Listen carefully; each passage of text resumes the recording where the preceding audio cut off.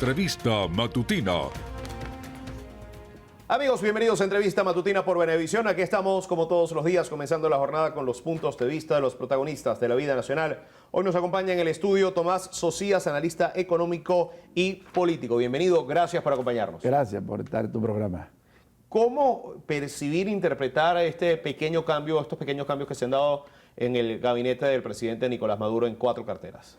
Bueno, los refrescamientos de los gabinetes siempre son importantes. ¿Cuál es la información a hoy? La información a hoy es que hay nombramientos interesantes. Por ejemplo, el presidente Conviasa pasa a ser el ministro de Transporte. Es una persona que se ha manejado en el área de la gerencia.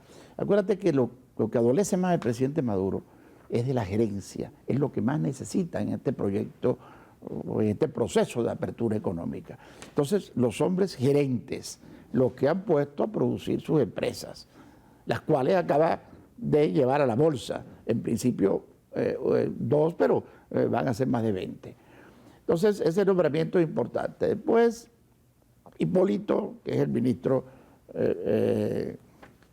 segundo que debemos de nombrar, va a una responsabilidad también por su gerencia, por haberse distinguido en el área específica donde dio resultados, y es lo mismo que venimos diciendo antes. Y así analizas los nombramientos y es un refrescamiento, pero es un refrescamiento gerencial.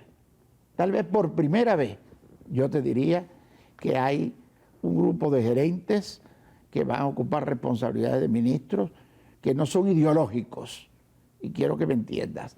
Ideológico es una tendencia, los ministros ideológicos o los ministros estatistas, es una tendencia que hay en el gabinete, frente a los ministros o al lado de los ministros pragmáticos. Técnicos, ¿se podría utilizar incluso esa palabra? Técnicos y pragmáticos. Yo diría pragmáticos porque están implementando temas pragmáticos en la economía que vendrán en el tema político. Así que refrescamiento positivo con gerentes que deben de dar resultados porque el Estado no tiene los recursos suficientes para que las empresas del Estado reciban dinero como hasta ahora. Pero precisamente hablando de eso, y mencionaba usted comenzando esta conversación sobre la puesta de algunas acciones en la Bolsa de Valores por parte de 2 empresas del Estado, y se espera que sean 20.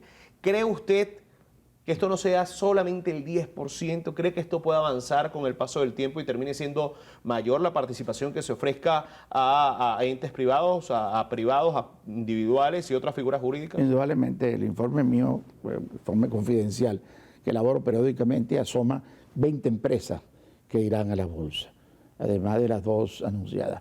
Y esto es un hecho histórico importante. En los países donde esta medida se ha tomado, se ha dinamizado la economía. ¿Cómo? Una vez que abres el 10% de las empresas del Estado, significa la posibilidad de un miembro externo de la Junta, en la Junta Directiva de la empresa. Por primera vez, en Movilnet, vamos a citar, y CanTV, las 2 mencionadas. Imagínate las empresas de Sidor y en otras empresas de Guayana. Uno solamente que pudiera estar con el 10%, pero el 10% obliga a una mayor gerencia por parte de la empresa del Estado e igual obliga a una mayor transparencia en la contabilidad. Tienes que rendir información a los accionistas y tienes que rendir ahora una información a extraños que vas a tenerlo en la Junta Directiva. Desde todo punto de vista, es un dinamismo más para la economía, es una medida acertada del presidente que debe de seguirse tomando como otras que hace falta. Y la ley o la reforma de ley de impuesto a las grandes transacciones financieras, hemos visto cómo se ha aplicado, incluso algunos comercios han optado por aplicarlo incluso a la hora de no pagar en dólares sino en bolívares, como para estabilizar y tener un mismo parámetro de precios en todo. Sí. Hay voces que siguen pidiendo que se revise la ley de impuesto a grandes transacciones financieras. ¿Cómo ve usted el panorama del futuro en torno a esto? Eso sí fue un desastre. Fíjate, la información, que yo retomo, en mi informe confidencial otra vez, revela que fue un desastre. Fue un desastre primero.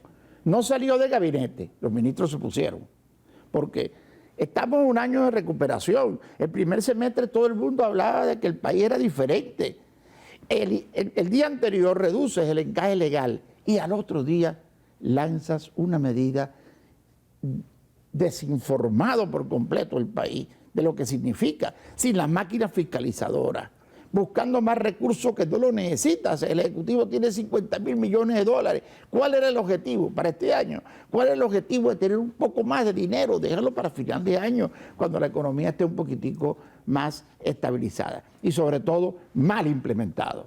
Parece mentira que sería que un organismo tan serio, que lamentablemente fue obligado a esto, se haya enredado en este tema, porque no había máquina fiscalizadora, no estaba la información suficiente. Eso de grandes transacciones, ¿qué? Porque en la esquina el abasto la tiene que pagar, aunque son los grandes contribuyentes. Que antes se establecía que era por encima de 100, Total, el 200 50% del país no lo ha cumplido.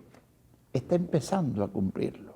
Lo cumplieron al principio los supermercados, las cadenas de farmacia, sobre las cuales el Ejecutivo tiene una mayor posibilidad. Ahora, considera que debe existir, pero que debe existir a partir de determinada cifra para las grandes transacciones que se Eso es un ¿verdad? impuesto a la divisa, que ha fracasado en Argentina como en otros países. Que aquí sea necesario, por una dolarización que trae el país. A ver, ¿cuál es el fondo de la medida? Mantener la fortaleza del bolívar. Perfecto, inobjetable el planteamiento. Y detener un poco la dolarización que venía arrastrando con el cono monetario. Sí, pero la dolarización no la puedes detener. Yo acabo de venir del interior de toda Sahara y mucho más allá. Y ahí no existe, además de no haber señales de telecomunicaciones, porque las tarifas fueron reguladas, volvemos al pasado un poco negativo, que no quiero repetirlo, pero además de eso, todo era, dame $1 por el helado, dame $2 por tal cosa, por la soda, por el agua, por lo que sea. No hay cono monetario en bolívares. Entonces, si no hay cono monetario en bolívares y en este mes no ha salido al mercado, todavía no hay manera de que detenga la dolarización. Entonces, doblemente innecesaria. ¿Ok? Además de eso, vas a cobrar un dinero que sí, que a lo mejor te va a fortalecer, pero que no era el momento. Te repito, el gabinete no salió de ahí, salió de la Asamblea Nacional, salió de, como te mencioné, los ideológicos de la Asamblea Nacional. El presidente se mueve en dos tendencias, los pragmáticos y los ideológicos. Y como un camión va dando la vuelta lentamente en la esquina, así está las políticas económicas. Bien hechas, digamos, desde el punto de vista de decisiones importantes en muchas de ellas. Están abriendo la economía está positiva en muchas áreas y esto no lo detiene nadie. Sí se habla de una reactivación de la economía en estos momentos. Indudablemente, y va a continuar todo el año. Se detuvo por esta decisión, por esta ley, ahora del impuesto a las grandes transacciones en abril. Por la Semana Santa se detuvo un poco el proceso de crecimiento. La mayoría de las empresas están reportando su ligero crecimiento y esto es positivo para el país, positivo para el venezolano de a pie, que está sintiendo por primera vez beneficios de una política económica. Pero se está tardando un poco más el venezolano de a pie, y no hablo nada más de Caracas, hablo del interior del país, que tiene, muchos hablan de la burbuja de Caracas y de que en el interior del país hay otra realidad. ¿Se está tardando más el ciudadano de a pie del interior del país en percibir, en sentir el impacto de lo que sería esta reactivación económica? Por supuesto, porque fíjate, el año pasado teníamos un poco más de luz en estados como Mérida, San Cristóbal y Barinas.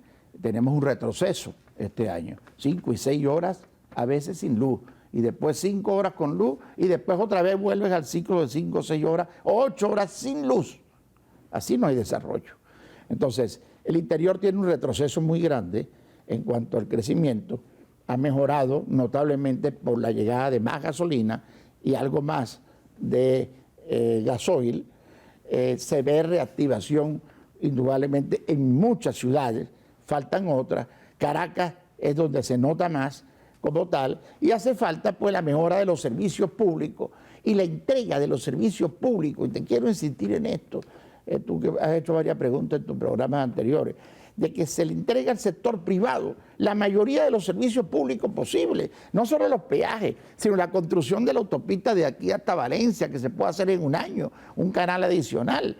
el y toda, final de las el cotas ferrocarril mínimas. que va lentamente, acaban de anunciar que el ferrocarril hacia Puerto Cabello es posible que para el 24, no va a estar para el 24, no lo puede terminar, presidente.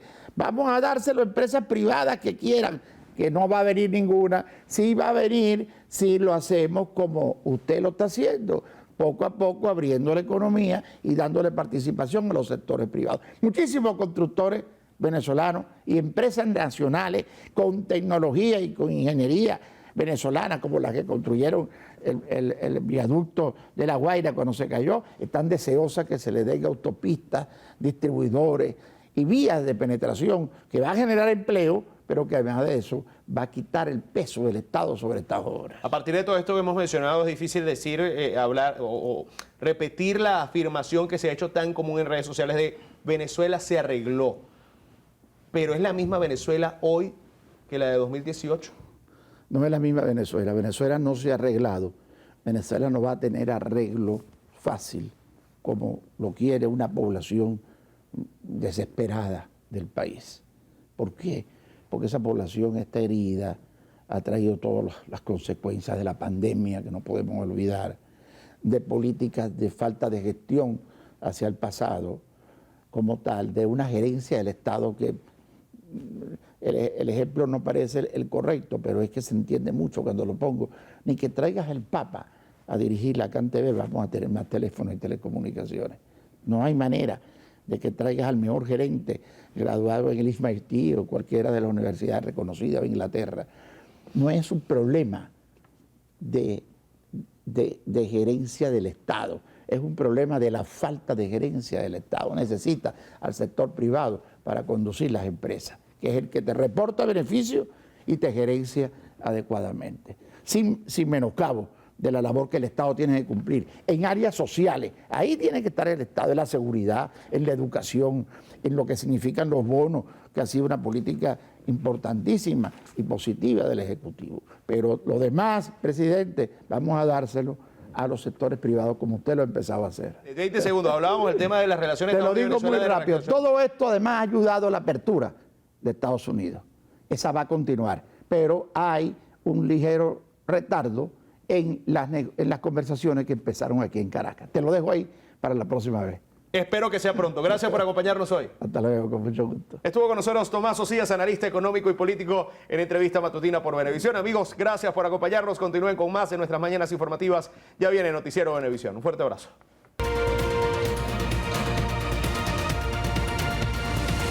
Entrevista matutina